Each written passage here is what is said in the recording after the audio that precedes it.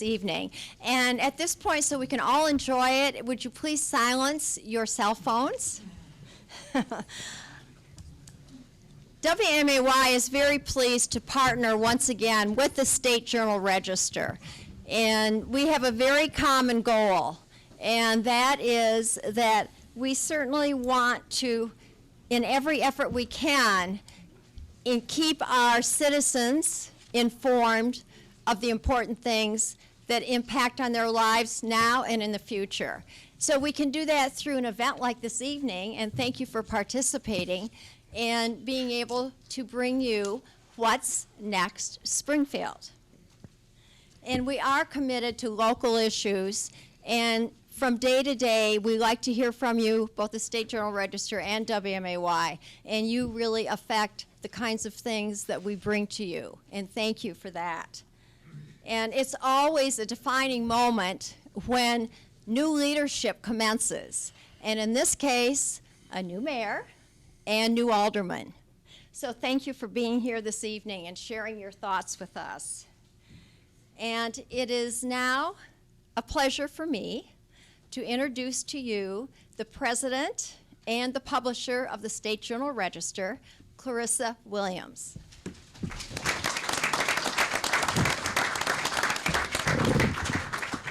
Thank you, Marilyn. Thank you, everyone, for being here tonight. It's very exciting to see so many people in our community. Just in this room alone, we probably have well over 60 to 70 people, standing room only. And in our community unity room, we have another couple of people over there. And I'm not sure how many we have over there because I can't see them. But we appreciate everyone coming out and being so engaged in the community. We're excited again to partner with WMAY, Midwest Family Broadcasting, and bringing this informative forum to you. It's my distinct honor tonight to introduce you to our panel. Mayor Langfelder was elected in April. He previously had served 12 years as city treasurer. Alderman Chuck Redpath was selected in April to represent Ward 1. He was with Springfield 10 original aldermen, and served for 20 years as the Ward 4 representative. Alderman-woman Doris Turner was first selected to Springfield City Council representing Ward 3 in April 2011, after having served for 10 years on the Sangamon County Board. Alderman Jim Donelan was elected to Ward 9 in April. He also previously served as executive assistant to former Springfield Mayor Tim Devlin. This is his first term on the City Council. Alderman Ralph Hanauer was elected to Ward 10 in April. He is also a newcomer to City Council. Jim Leach is our news director with WMAY. He's been with Midwest Family Broadcasting for 20 years. Jayette Bolinski has been with the SJR Media Group for over 10 years, and she serves as our opinion page community engagement editor, and they will serve as your moderators this evening. Thank you. Let's go ahead and get things underway then. And again, thanks to all of you for being here this evening. Thanks to our panel tonight. We have had our small group discussions on 5 topic areas that were voted upon by the listeners of the State Journal-Register, and or rather the listeners of News Talk 970 WMAY and the readers of the State Journal-Register. The number 1 vote getting subject was also the biggest group this evening, and so we're going to ask Bob Gray to step to the podium now to give us the assessment as to what that group discussed in terms of attracting business to Springfield. Bob?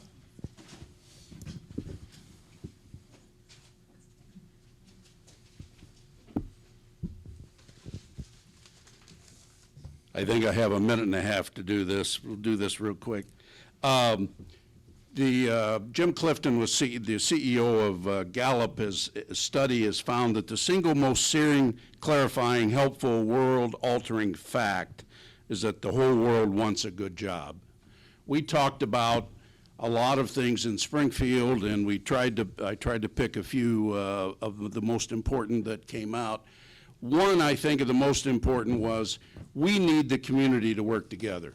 We need the council, we need the county, we need the mayor, we need the chamber to act like this community wants job creation, and then to put together what that needs to happen. Another area that came up strongly was with a 500,000 to 1 million tourists a year, we need to market and brand Springfield as these people visit our great city. We don't do near enough of that. We talked about the ability to live here, cheaper than almost anywhere in the country almost, all of the assets, and yet we do, I think, a questionable job of portraying that with the visitors we have that come to Springfield. A number of other items came up on how do we zero in on certain economic development and so forth. We tried to keep it mostly on jobs. We think that that everybody needs to be involved in our, and I will leave it at that. Thank you. Bob, thank you. It opened up a lot of questions for our panel this evening. I will ask the first question, and again, to any of our aldermen and to the mayor, feel free to jump in at any time with your thoughts on this. As Bob noted, one of the big challenges is how to market and brand Springfield. Mayor, I'd like to start with you because I know you've talked about this, about branding Springfield. Any thoughts on a strategy that we could employ here to really make Springfield a more attractive and visible destination for prospective businesses to locate here? I think that hits the nail on the head with regards to communications. When I took a tour of the plant, one of the things that have come up, usually when you read about city government, many times it's in the negative, and what we need to do, especially with CWLP, is tell our side of the story. We need to put our positive messages out there, work together, as Bob had said, or as his group has said, is work together. Specifically with the medical community, that's carried us through this economic hard times. And Memorial Medical Center with SIU School of Medicine, they just opened up a learning and innovative center, and that just opens up a whole new spectrum, putting us on the map again for Springfield and job creation. And what we should do is work together. I talked about target employment sectors. One would be the medical community. We need to figure out what their target businesses are as far as business that feed into their economy, and those are the ones that we should try to attract to Springfield. Any of the aldermen who'd like to jump in and talk about how we might better market and brand Springfield? Well, I would, Jim. One of the things that I talked about in the neighborhoods when running, and I think is just as important now, is, and it builds upon what the mayor said, is we need to focus on what fits our existing business climate that we have here in Springfield presently. We all know, and I'm just going to say it this way, Springfield has been studied to death. Okay? We have studies on the table. We know that we are strong in the medical sector. We know we're strong in the agricultural sector and so forth, and there's others as well. But let's use the medical sector as an example. We need to go to the CEOs and the business leaders in those fields presently, and those businesses here in Springfield now, like Ed Curtis from Memorial, and ask, what don't we have that you need here, and we need here in Springfield presently? What would fit? And then we need to figure out who those firms are, and building upon a program that the Chamber of Commerce had actually about 20 years ago, they started a business ambassador program in which they train CEOs in the community to know how to sell Springfield. The idea that I came up with and kind of stole from them is, if we talk to the CEOs like at Memorial and St. John's and so forth, and find out what businesses would fit, find out where those businesses are located, and then send a team of probably 3 to 4 people, and that would be some city people that actually work for the city of Springfield in economic development, probably a couple, maybe one or two chamber individuals, but also a CEO that's in that sector to go and be the salespeople of Springfield and talk about why it would be good to be here. I think that would work. It doesn't have to be complicated.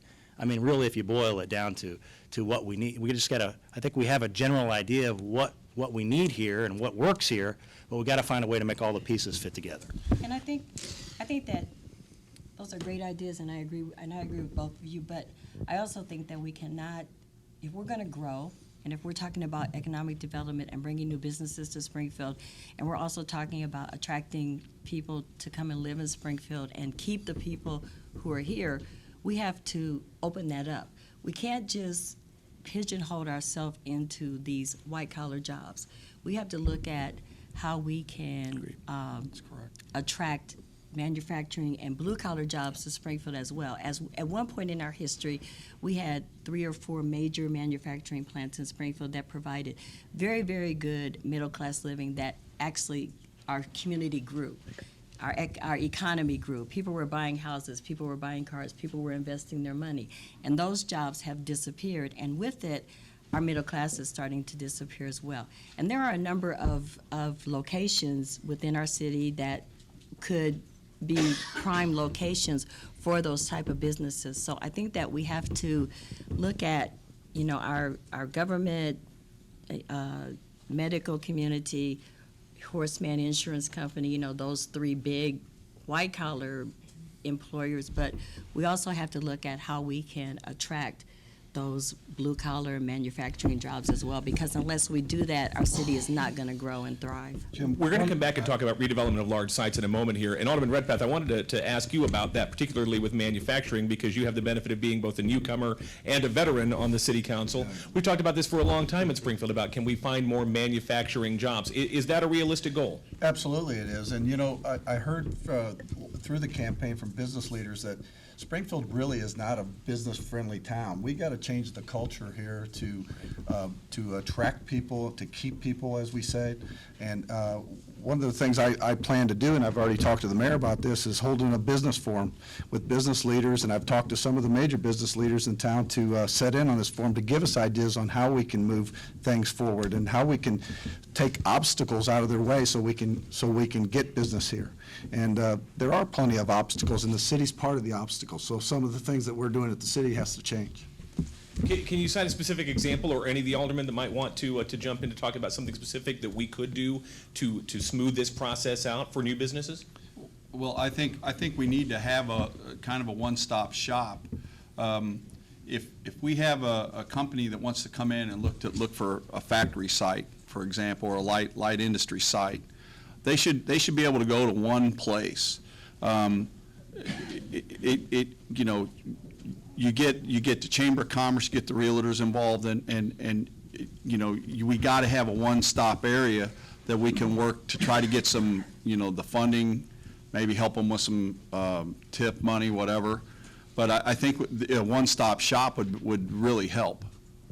Bob Gray in his presentation said we need to act like the community really wants job creation, to all come together in this regard. Mayor, has that been an issue? Does it feel like the city has sometimes been at cross purposes when it comes to these job attraction efforts? Well, I think Alderman Redpath mentioned it as far as from a developer's or outsider standpoint.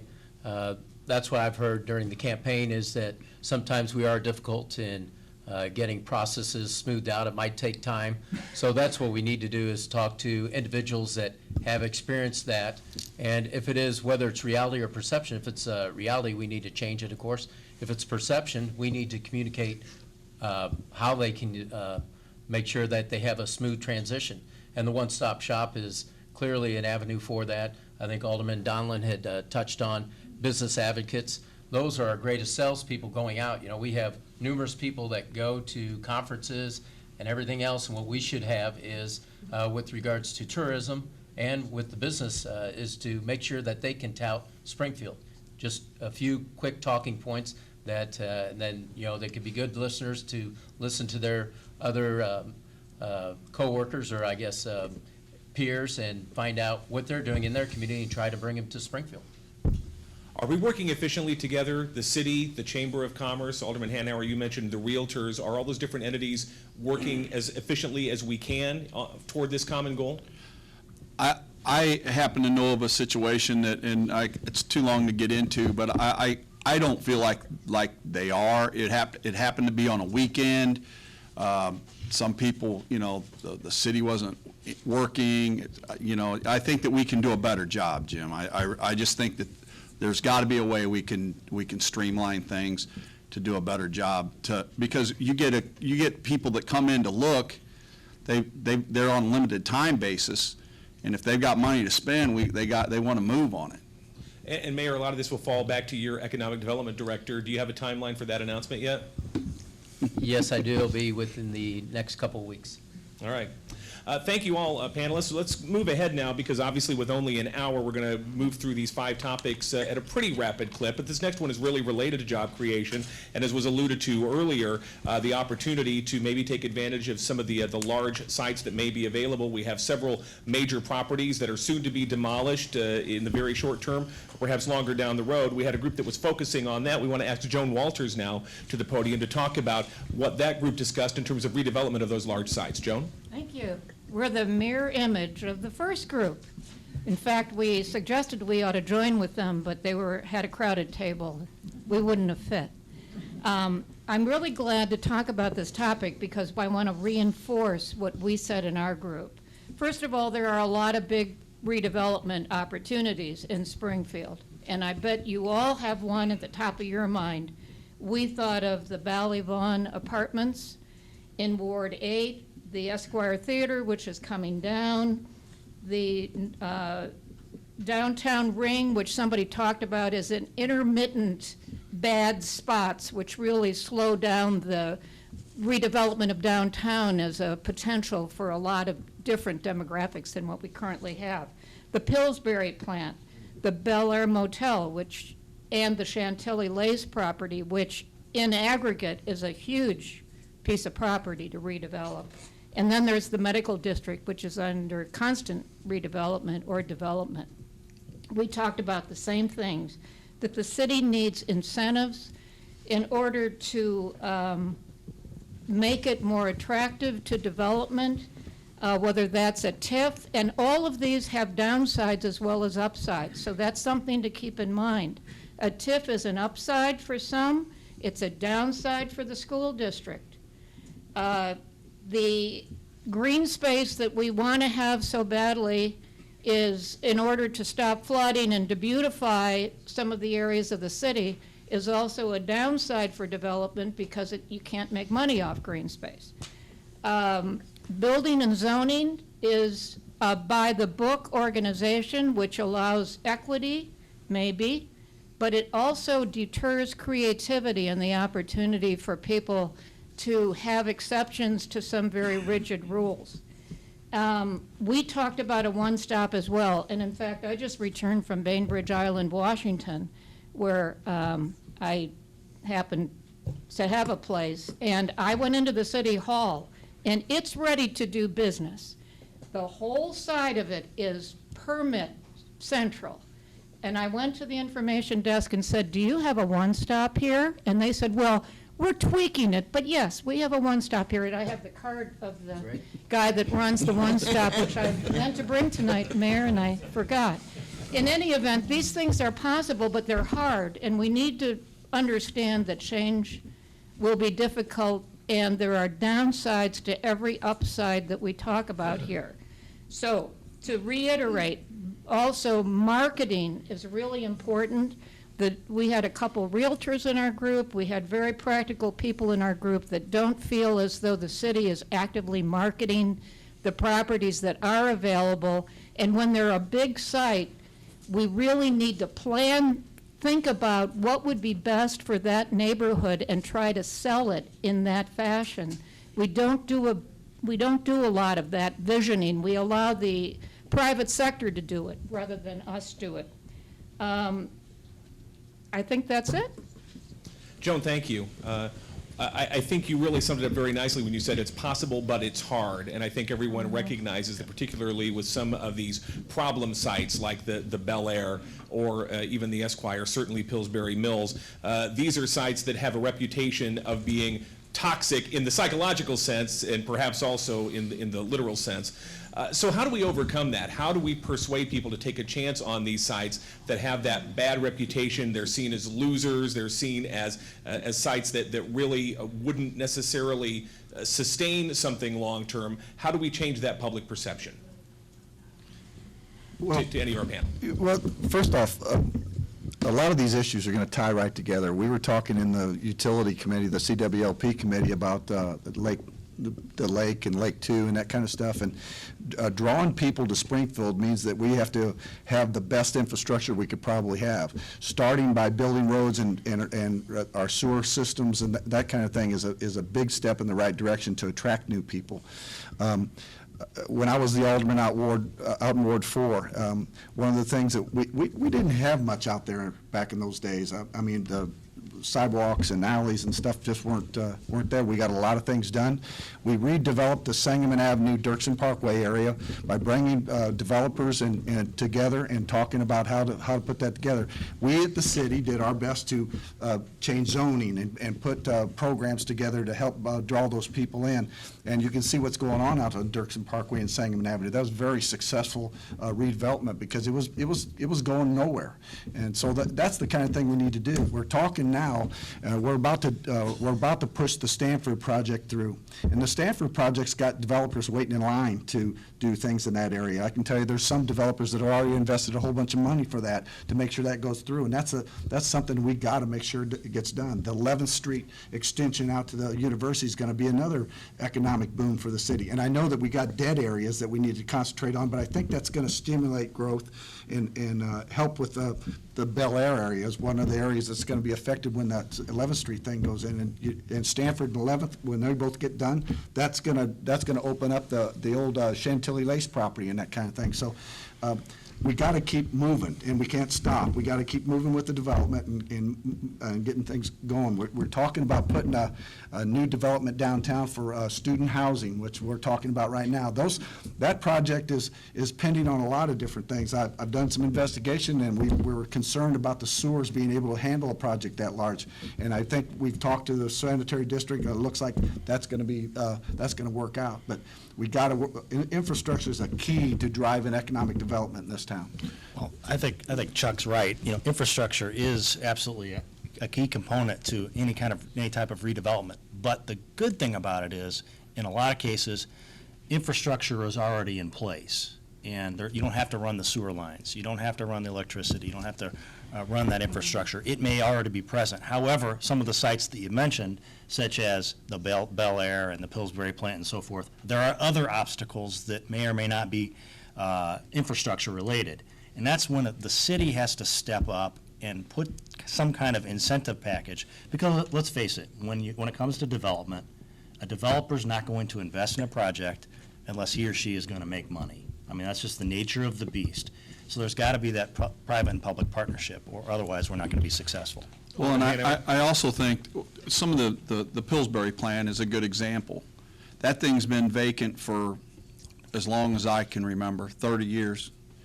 I think sometimes the longer you let a place stay vacant, I got a call from a friend of mine that had a vacant apartment building that's been vacant for 13 years. It was a blight on the area. I think from the city standpoint, we got to do more to try to get those areas cleaned up, get them demolished, get them cleaned up. Then then they look better to try to get them sold and get them developed. The Pillsbury plant with the railroads right there, that's a perfect area for light development. But it's nobody's going to come in and spend the money, the millions of dollars it's going to take that thing down.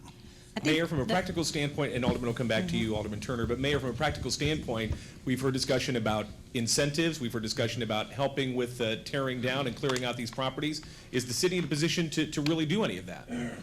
Well, with regards to the Pillsbury plant, there's one avenue we haven't touched on, and Peoria just took advantage of it, and that's using the EPA. They have a grant program. It's called a Brownsfield Assessment, and you can apply for a $200,000 grant where they come in and you actually use those dollars to assess the area and what it takes to clean it up. And then they have a progression with regards to that and cleaning up the area. So that's an avenue that we will pursue. What we should do, I think, in my estimation, I talk about this a lot of times, and it goes back to the first question, why would people want to come here? Well, they look at the heart of our city, and it's not very strong right now, and that's what we need to work on, and that helps the school districts. That's the greatest property value that can be escalated within Springfield. So that's going to be the target of economic development for my administration is to concentrate on the inner core of the city of Springfield and come up with plans, incentives plans. We don't use CWLP like we used to. We need to put that back on the financial track that it once was, use that as an incentive to direct development into those targeted areas. With regards to, buildings being torn down, we've had that done. What we need to do is make sure that if they are salvageable structures, we should salvage those if we can. Talked about adaptive reuse ordinance and things of that nature downtown. But also on the east side, we have a lot of vacant properties. And what we should be turning them into is neighborhoods that anybody would want to live into or move into. And what we can do is combine lots. Some of those are smaller lots. We should look at combining the lots, making them a little bit larger, and having different structured houses, things of that nature. But the focus for my administration will be on the inner core of the city that will help the school district and I think help general business development. Alderman Turner, I'm sorry, you were to make a point. No, just looking at the Pillsbury plant, that's an issue that I know was discussed by individuals that were running in Ward 2 and Ward 4 during the campaign. And it is something that we have been working on, and we have been working on for the past 4 years. That's a situation where I think that what the mayor was speaking about will actually be of great use, because there have been 3 different owners of that plant. They come in and they salvage, they take everything that they can out of it, and then they sell it, and so it's just this constant turnover.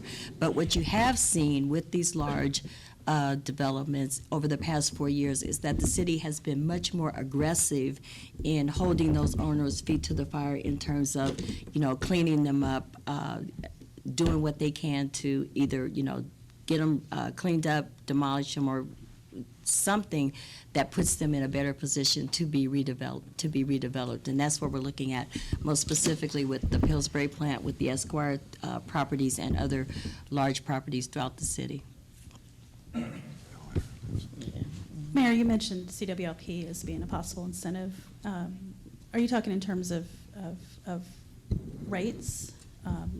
Could you elaborate on what you mean when you're talking about CWLP being an incentive? Specifically driven by rates. We used to be able to provide discounted rates to commercial development, things of that nature, and that's what we need to get back to that place, because right now we're on the high end with regards to commercial customers, and that's if we want to bring customers in, we should be utilizing our greatest asset, which is CWLP, to bring in the businesses, or for our current businesses to help them grow. And if you do that, then it will multiply the usage. I mean, it just helps. It's a domino effect where you bring them in. They're a great use of power. So even though you might get them a discount, how much money is enough? And that's what you want to make sure of, is that the margin might not be as great, but we are going to be making more than if they weren't here. We're almost out of time for this section, but one other point that the group brought up had to do with green space, which is certainly something that is attractive, but is not necessarily something you can make money on. How much should we be insisting upon with any development of these large properties to try to put some green space into that as part of that overall development? Well, maybe we should ask Leslie Scrow that. She's one of the panelists. You know I'm going to say that it needs green space. That's right. But actually, if it makes sense, I think what it comes down to is with green spaces, with development, and we don't want to foot the bill entirely. If it makes economic sense, where you can see it is with Gen H kids. They've turned vacant lots into garden areas, and I think that's a great usage for vacant properties. So anytime we can partner with other entities to have it done, that'd be a great alternative. And we've done them on some of the entryways. I know Alderman Corey Joe worked on the entryway off 6th Street coming in, and I think we need to continue those efforts where we're partnering with others to make sure that it is feasible, because the time where government does it all, that's gone by the wayside. What we need to do is partner with other individuals and maximize our resources so we can get the best bang for the buck. And thank you for the segue to our next group, and I'll have Leslie Scrow make her way to the podium. This is What's Next Springfield, a partnership with the State Journal Register and News Talk 970 WMAY. For our audience who is listening live on the air this evening, we're going through the discussions in a number of small groups that were voted upon by readers and listeners. And the third group dealt with with infrastructure, streets, sewers, and other major issues. Leslie Scrow headed up that group. Leslie? Thank you, Jim. And I just want to say, by the way, that studies have shown that green space is a major draw for companies to come to communities. They are looking for, first they're looking at roads and schools and the workforce, but right up there in the top 5 are parks and recreational opportunities and how the city appears, and I think that's very important.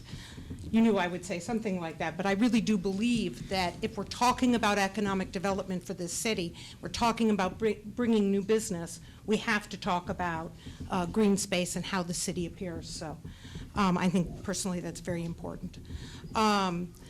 But for infrastructure, and green space is infrastructure, but all of the things we've talked about so far is infrastructure. Predominantly infrastructure. And in our group, we hit on some highlights. I think you might find them interesting because so much of the time we talk about roads and things of that nature. This group primarily focused on sewers was the #1 thing. So everybody, not everybody in the group, but a strong contingency of the group brought up their frustration with the fact that we have older sewers, they don't drain the water. One lady, Ida, I believe, said that in front of her house, after the last rain, it looked like she lived on the edge of Lake Springfield. Somebody else pointed out, and I think rightfully so, that grass clippings and things of that nature clog the sewers, and people there, we have a trash issue in Springfield. I know that's not directly related to infrastructure, but impacts infrastructure, certainly, right? If the trash is clogging the sewers can't drain, and you get even further problems. Somebody brought up multimodal. I know that's coming with the new railroad relocation, but they wanted not so much that there should be more multimodal, but that the priority should remain in everybody's mind, and that we should consistently work toward, more bike lanes and interconnectivity of our transportation. And speaking of which, we talked about interconnectivity also of the process for determining which are the right projects to happen in Springfield. So right underway right now, we have an $89 million infrastructure program, and everybody in the group wanted to see more interaction with the public on priorities for the next one. Doris informed us there, with some of the gaming money that we'll be seeing more, and they would like to be more involved in how those priorities are set. And that was something shared by the entire group. And also that, and this is my own thoughts as well, is that we should be having broader discussions. I mean, this has already been brought up in prior group discussions, that we should pull in not-for-profits. We should pull in other entities like park districts or SMTD or other entities, because one of the strong themes in our discussion was interconnectivity. Right, we're all linked together. All these different issues, as you can see tonight through our conversations, are all linked together. Just a few, and they all impact economic development. All of this impacts economic development. A few other questions and concerns I just wanted to touch on, just because they weren't directly related to this, but I think they're important, and the group brought them up. One question was, how do you build sustainability into all these projects? I guess that was just touched on, but that was also a concern. Do we need to have rules or things from the city to encourage, or incentives maybe, to encourage sustainability as part of development? The railroad project, somebody brought up the concern of avoiding segmenting part of the cities through the railroad project. And I think that, I know that's been a concern that's been expressed throughout the process, but I think what they're saying and what I heard from the whole group is they're still concerned about it. I know that some concessions or they've tried to address it, but the community remains concerned. Two more quick ones. They wanted to know how were the priorities set for the existing $89 million. Doris talked to us a little bit about that. I really appreciated Doris's participation in our group. And finally, they wanted to make sure that safety is a primary part of any decision in future roads discussions, because one of the things that people are talking about is that there are certain intersections that remain very dangerous, and they want to make sure that those become the top priority in any future discussions about roads. So that was what we A discussed. very Thank wide-ranging you. discussion. Yes, Thank you. we did. Let's dive right into it, and obviously, the sewer issue is big, and it's probably touched all of us at one time or another. I know there's a major project that's already underway in the northeast corner of Springfield to address this, and other parts of the city will follow behind, but Mayor, any of the aldermen, what assurances can you give us that we'll start to see some real significant improvements on this issue, particularly with the drainage, some of the flooding issues affecting people's basements in the next year, 2 years, 5 years? When should Springfield expect to see a real big change in this area? Well, it is a costly program, and first and foremost, if someone's having issues with their basement, they should take advantage of the grant program that, for homeowners with regards to a sewer ejector system. They help offset the cost of that, so you should contact the Public Works Office with regards to information, or go online for information with regards to that. The sewers, what's interesting is, even after all the improvements, there's no 100% guarantee it addresses the problem. So, it will alleviate it, possibly address the problem as a whole, but there's no 100% guarantee. And so, but it's something that's been ignored, it's underground, nobody pays attention to it until it backs up. What I had an interesting conversation with Greg Humphreys over at the sanitary district this week, and, we were talking about long-range plans, and he'd like to take over, of course, the more healthy sewer lines that we have, but, we have to strategically move to a direction of consolidation if that is feasible or in the best interest of the city. But what comes with that are the older sewers in the city of Springfield. One thing he did point out was with regards to, they clean their sewers like every 2 years, so it goes back to what you were saying on the grass and so forth.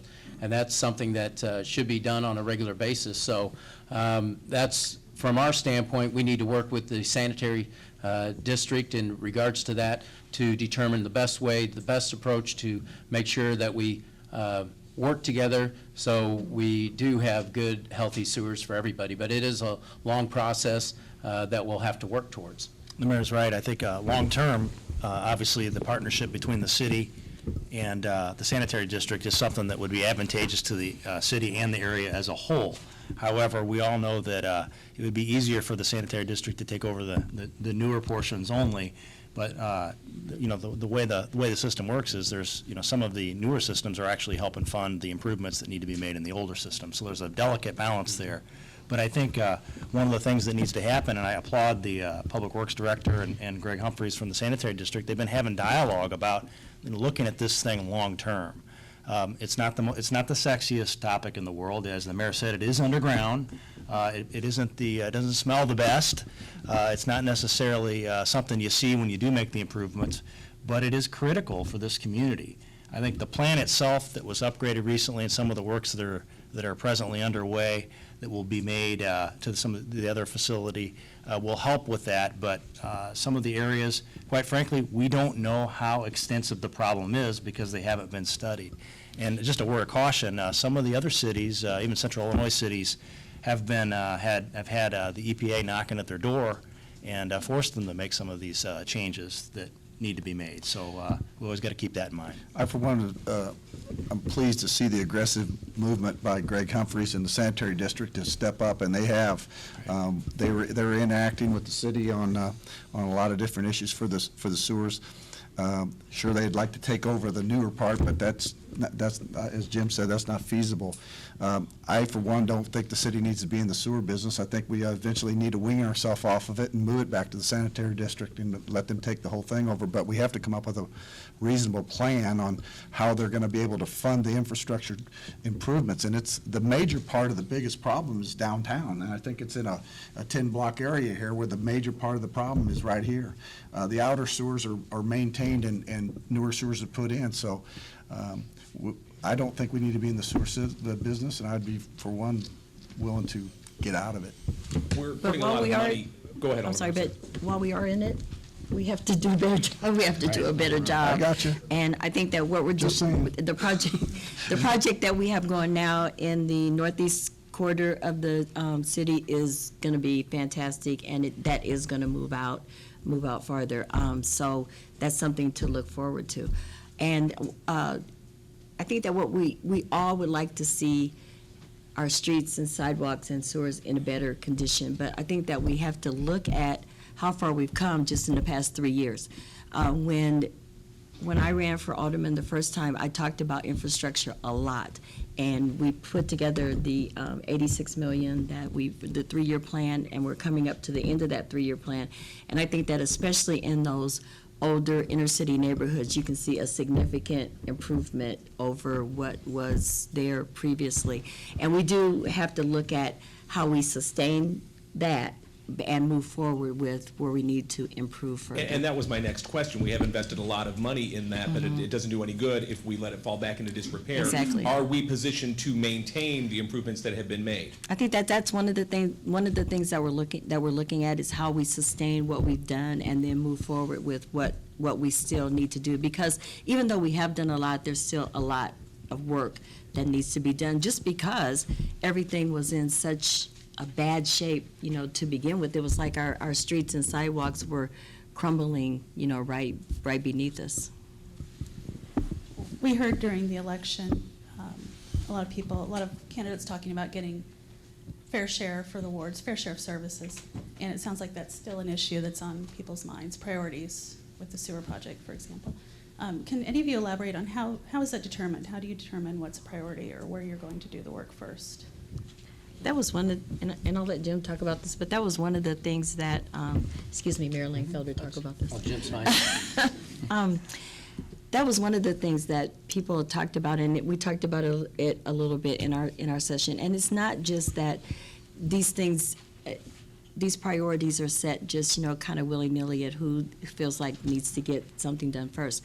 There really is an assessment by Public Works. They do go out and they look at, make an assessment of the streets, they make an assessment of the sidewalks, and they prioritize those.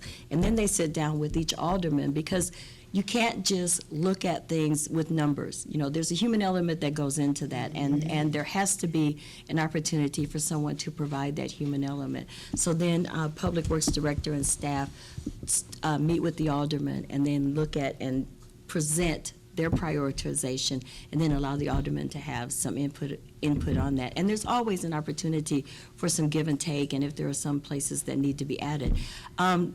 The unfortunate part about that is that there's only so much money, and everybody thinks that their area is the worst possible area in the whole city. But there is I guess the important thing for people to know is that there is a process. Mayor, would you like to elaborate? Well, that, I think everybody was shaking their head. Yeah, they are prioritized with Public Works, so that shows that we need to do a better job of communicating how we prioritize those projects. And what comes into play are the strategic award plans that we will be developing. Juan Huerta, you want to stand up, Juan?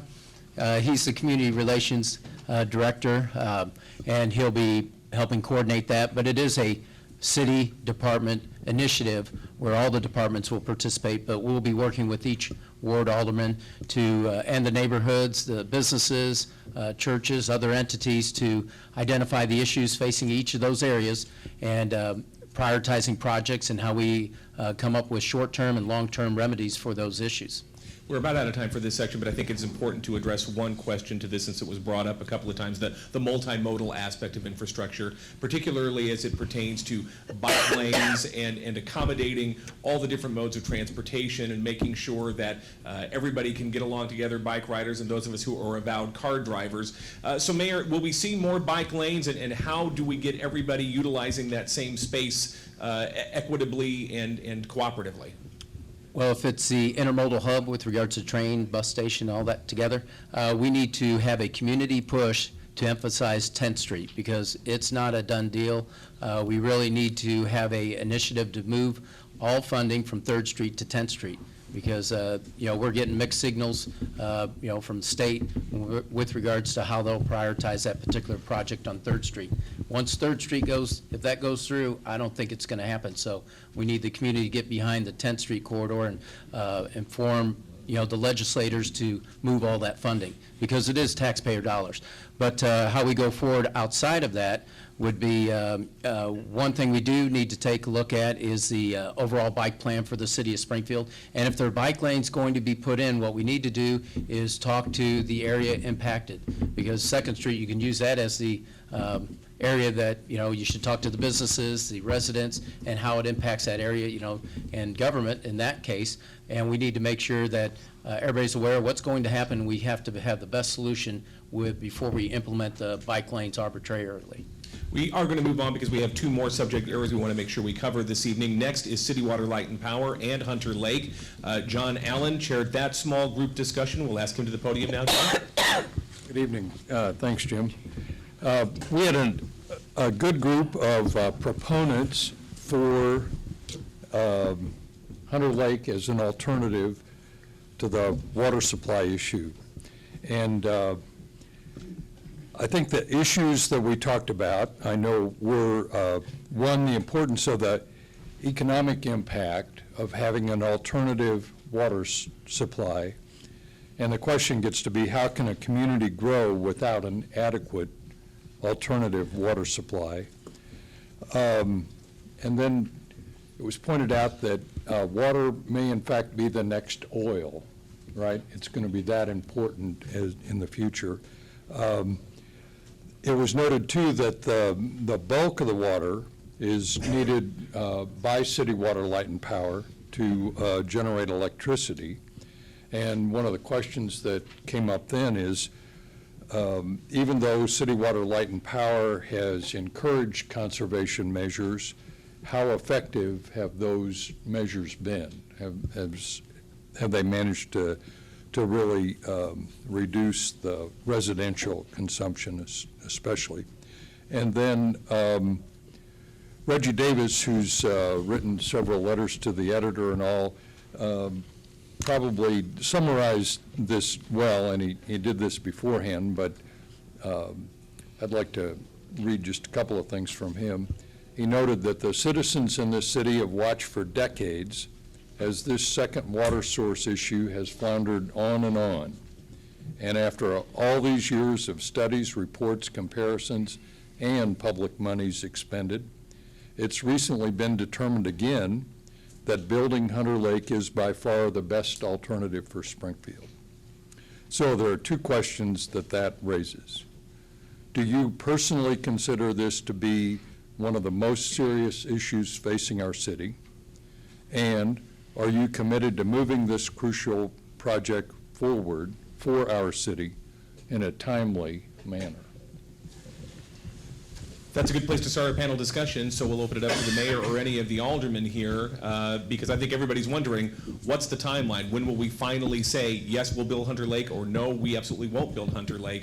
Any thoughts as to when we should set that timeline? Alderman Hanauer, I saw you ready to tackle this. Well, I think we're going to see something with this council. I really believe it. I actually made the comment about last night. They had a very good segment on 60 Minutes about water and the drought out in California, and not just out in California. It's all over the world. And we talked about economic development and getting light development here. Factories aren't going to come if they don't have the water. They want to be guaranteed the water. And, we have a drought, and we've had droughts out on Lake Springfield. I've been out, I'm an avid boater in that, and I've seen where you can see the old, I've actually seen the lake where the old road beds are visible. So I've seen it low, and I can't imagine getting to a point where we have to shut down the power plant and actually buy power off the grid. The cost will be incredible. So from my standpoint, I'd like to see us, does it cost money? Yes, it does. We all know that. But it's something that I think that we have to look for the future of the city to get this done. And I think you'll see it soon. Can we set a date for making that decision? Will it happen in a year? Well, I can't make a motion right now. We don't have everybody here, but we've still got some things I'm sure we've got to work out, but I think you'll see it, I don't know. Well, Mayor, I put this question to you before as to how long do we wait? A lot of mayors have said we want to get an answer, and a lot of them have not produced that answer. Will you be the mayor in this term that will produce that answer one way or the other definitively? Well, the good Lord willing. So on that, that's why we brought DNR to the table.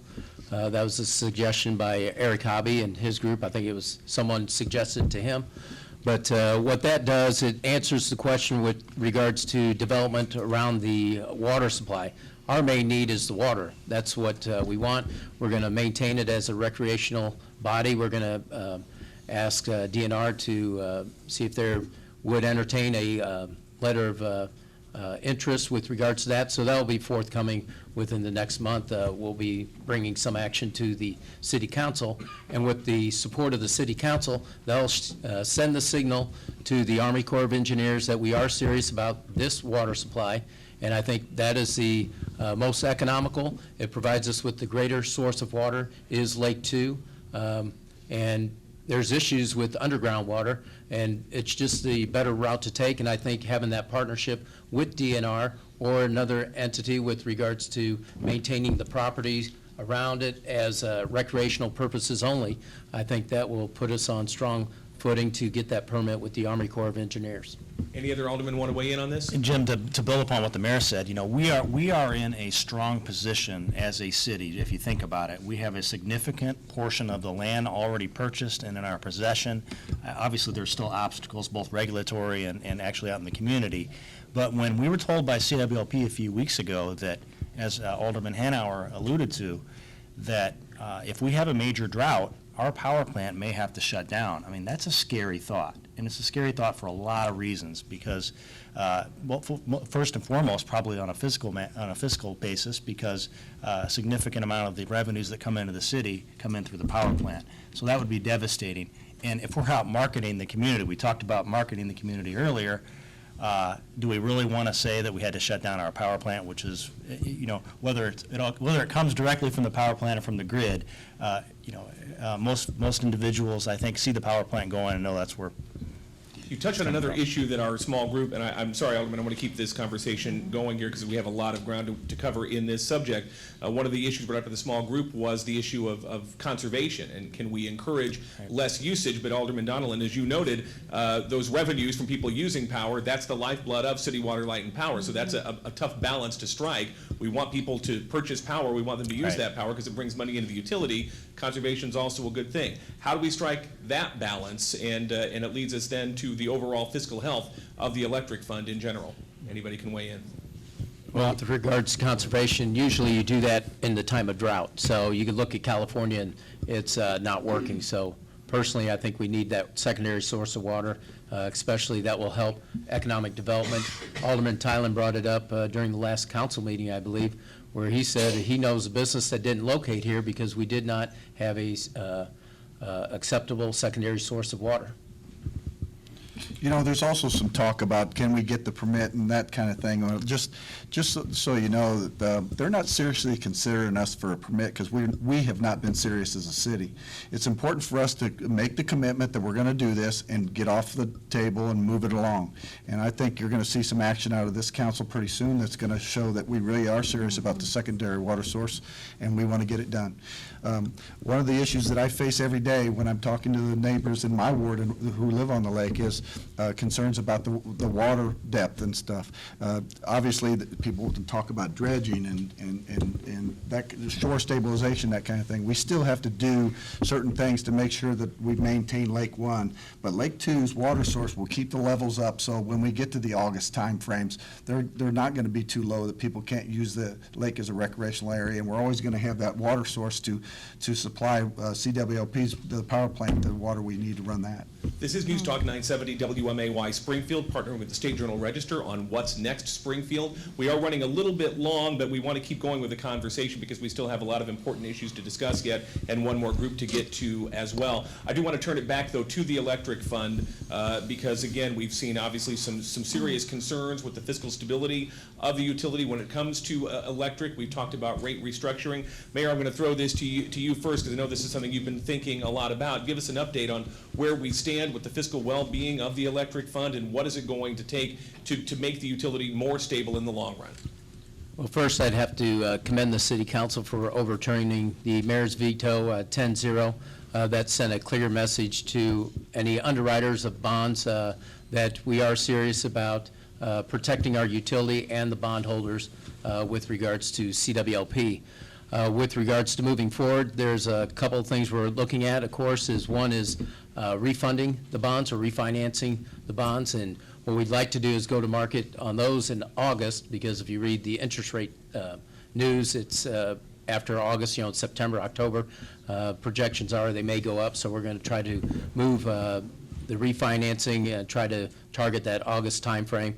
With regards to that, we are also going to take a look at how we have the pilot structured. We're trying to get it below the line, if you will. Instead of taking it from gross proceeds, we should take it from net proceeds, which would mean it'd be subordinate to any bond payments. And that's what the underwriters would like to see, is that you're going to pay your bondholders first. And that's what the City Council had done through that action. So that's one item. The other item is take a look at our restructuring. We are going to have a proposal to restructure the pricing. Right now, we have peaks and valleys with regards to usage. What we'd like to do is have it more stabilized, balanced throughout the year, more of a balanced approach. And by doing that, Eric Hobby had actually proposed this, is we need to increase our meter rate and bring down our user rate. And so we want to make sure it's rate neutral and run those numbers as best as we can so it doesn't impact anybody greatly with regards to that, but that should help with our commercial customers and their usage and the cost of that. Will that proposal be forthcoming soon, do you expect? Yes, hopefully in July sometime, because like I said, we'd like to go to market in August with regards to that. We'll be hearing a lot more about this topic in particular, I'm sure, as you noted, because there are several key moments coming up over the summer that will affect that. We'll move to our last small group now, the fifth and final topic voted upon by readers and listeners, and that's always an important subject in Springfield, the subject of race relations. Shelley Heidemann stepped in at the last minute to take over that small group. We appreciate that very much, and here's her report, Shelley. Thank you. I don't know how the topics were chosen as far as order to be presented, but it seems to me that this should have been number one. Thank you very much. The question was raised, do we have a race relation problem? And everyone at the table said yes. It's not just a problem, it's terrible. And systemic racism is a demon in our community. And it's something that we have to look at if we're going to make any changes in anything that we're doing. It's all about how we work and live with one another in this community. And so that's something that is so important that we have got to address. People have experienced racial discrimination in housing, in employment, within going to a business that they were discriminated against, racial profiling by police, in contract letting, not just within city government, but looking at private contracts that are let at big projects like building the hospitals. There's nothing, there's no one, there's no entity that's holding people's feet to the fire to make sure that people that aren't white, non-white folks, are hired to work in those different positions and in those jobs. The mayor was kind enough to sit at our table, so he took a little bit of criticism, and he held up very well. So some questions were raised. He said he was going to be the diversity director. So we need a plan for diversifying the city workforce. Also regarding community relations, what is the plan for restructuring how the Department of Community Relations relates to complaints that are raised? How are we going to diversify CWLP, where 80 to 90% of the folks that work there are white men? How are we going to change that? Also, what kind of sensitivity training is there for police? Is there any? And regarding the Inspector General that I think was hired just for 90 days at the beginning of the year, and there are a number of cases brought to him or them, and I think there are 7 open cases still left, and a number of those cases had to do with discrimination in contracting and within employment. Again, this is an issue that must be addressed. We are living here together as folks that, you know, we have to get along. We have to honor each other's differences. And we have a lot of work to do, but we can do it together, so. Shelley, thank you. Well, Mayor, we'll go ahead and leave you in the hot seat then, and I think you probably knew that that might be something that would happen this evening. But let's talk then about your statement. You would be the diversity director for your administration. So what is your approach and what is your plan, both for your administration, but as also Shelley noted, some of these larger issues in the community outside of city government? Well, 2 things I won't back away from. One is that I will be the diversity director. I am the diversity director.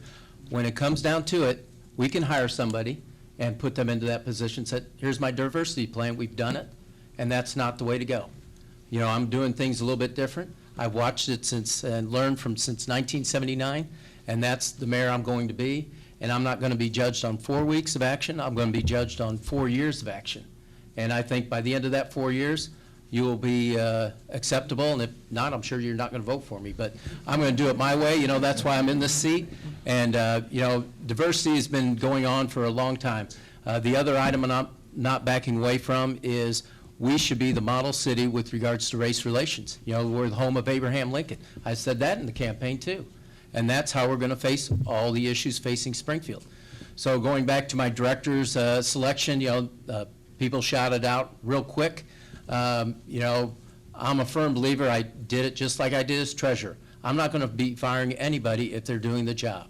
So I interviewed individuals, and I kept some with regards to that were Houston holdovers, if you will, because I think they can do the job. And what was brought up in the group is saying those are the same people that were involved in the administration that was either perceived or has been discriminating. And so that's what we need to erase. If it's reality, we need to change it. If it's perceived, we need to communicate that and change that perception. So, you know, I intend to do that.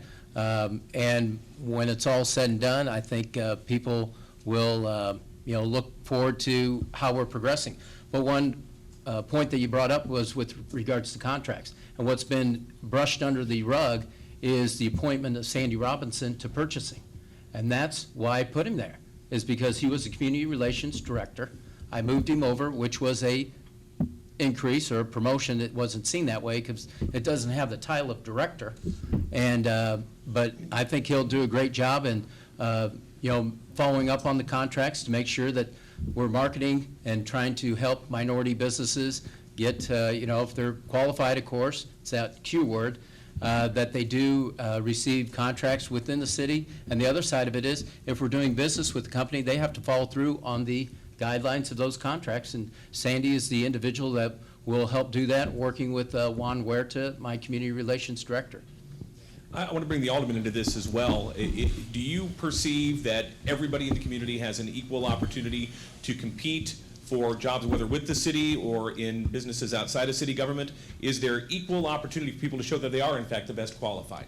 I think that if anybody says that they believe that, they're just lying. Like, they're not telling the truth.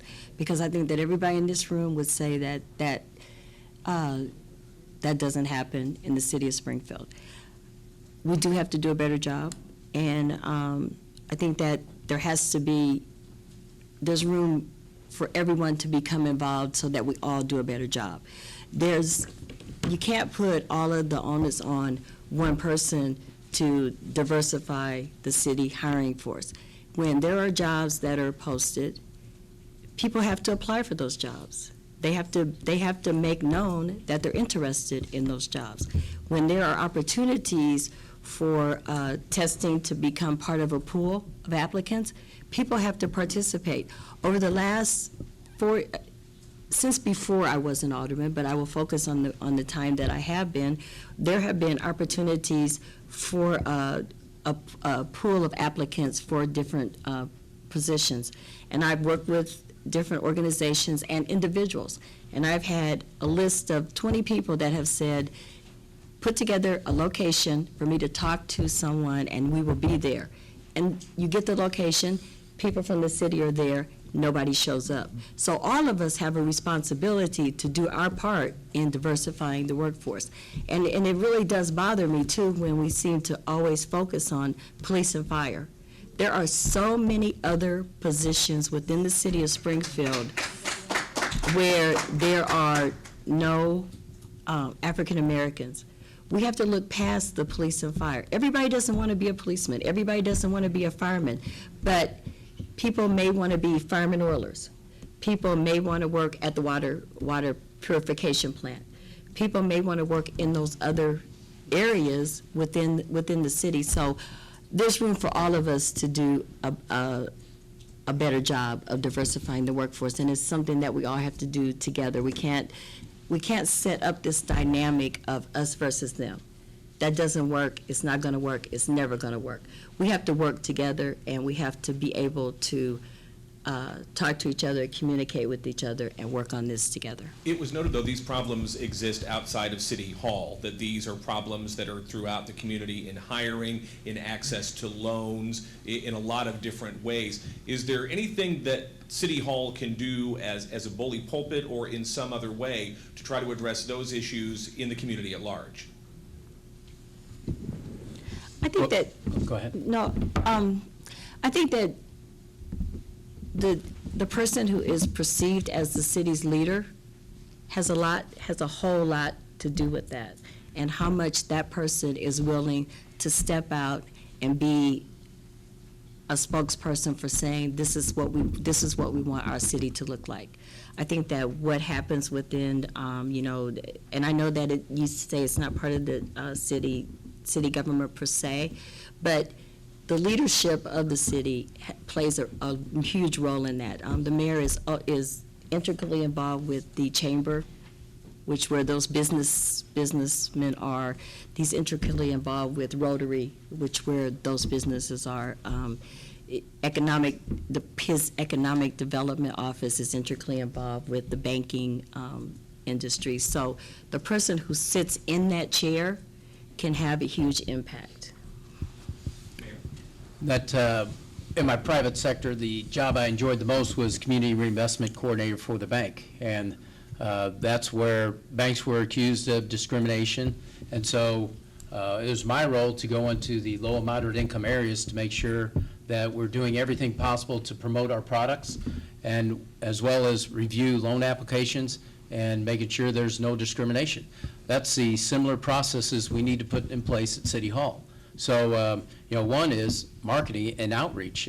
Alderman Turner had touched on that with regards to job applicants. And what we should do is, one is, of course, make sure it should be on our website, job opportunities, where you can just click on it. Whoever wants the job, you click on it right there. But the other side of it is marketing to those areas. And that's what we intend to do. Alderman Turner's right. I can, as the mayor, persuade individuals or influence entities to move in that direction, and that's what we intend to do. But again, it's going to take more than 4 weeks. It's going to take 4 years and probably longer. But that's the intent. That's the direction we're going to go. And if we want companies to move into Springfield, want to be here, we have to be a diversified community. Alderman Donelan? I think if the things you described earlier are happening in this community, then there is a mechanism in place, and that's our community relations office, where those complaints need to be filed, and they need to be filed right away because it's unacceptable. Now, we had a discussion at the table I was sitting at this evening. It was the business attraction table, and someone brought up, I don't know where the lady, if she's in the room tonight, please raise your hand when I say this, but I thought it was an excellent point. And it was looking ahead at the future of Springfield. And they said that the millennials and the younger generations, when they look at a community to live in, if there's not diversity, they don't want to live there. And that is something for us all to keep in mind, because that is the future of how we're going to be a successful community. It's got to be a part of it. We're nearly out of time, but one other important part of this discussion has to do with relations between the community and the police. We talked a lot about this in the last year, but obviously, clearly, it is still very much on the minds of those who took part in this group discussion.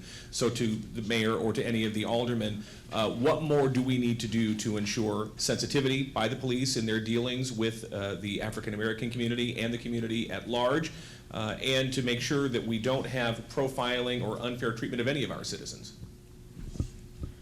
Well, the initiative we'll put forward with the new police chief will be community policing, and it's just not a program, it's not a fad. It has to be ingrained throughout all the departments of the city, because that's what it's about, is city government. I talked about changing the culture of city government, and what we need to do is serve the public. That's what it's all about. It's just like banking or anything else. We're here to serve the public, and community policing takes in all areas, public works, fire, HR, community relations. All of those are intertwined to address the issues of the community and work together to best serve the community. So that's how you break down those barriers with regards to that. But it starts at the top, myself being the diversity director, and then also the police chief, when that individual's selected, and we will have ward forums for that. And what we're going to do is have hour-long forums where in each ward where individuals can come and let us know what they would look for in the next police chief as far as character goes. That's what we want, is who best would lead the community forward with regards to the police department. And I think that the relations between the police department and the Springfield community have been fractured for such a very, very, very long time. It is not going to be an easy fix. And I think, and I hope that I applaud Mayor Langfelder for doing the ward forums to get input from individuals. So I hope that people will take the opportunity to come out and participate. So often, these opportunities present themselves, nobody shows up, and then once that selection is made, everybody's complaining about who it is. So I really hope that people will take the opportunity to come out and participate and let your voice be heard. And I believe that those types of opportunities will move us along. But it's going to take a while, because it took a while for us to get here. And that's going to start Wednesday night. The first one is going to be, where's the first one? Southeast. High School. And that's going to be at 6? 5:30 to 6:30. And then Ward 1, it's going to be at the firefighters' hall at 7:30. Right. So Thank you all this evening. We could talk more about this and all of these issues. We are unfortunately out of time for the live broadcast. This conversation, I'm sure, will be continuing both in this room this evening and, of course, in the City Council chambers and throughout the community in the weeks ahead. To our panel, Alderman Chuck Redpath, Doris Turner, Jim Donelan and Ralph Hanauer, Mayor Jim Langfelder. Thanks to our small group leaders, and especially thanks to all of you who took part in our small groups this evening. Thank you very much. On behalf of the State Journal Register and Midwest Family Broadcasting, this is News Talk 970 WMAY. Thank you all and have a good evening.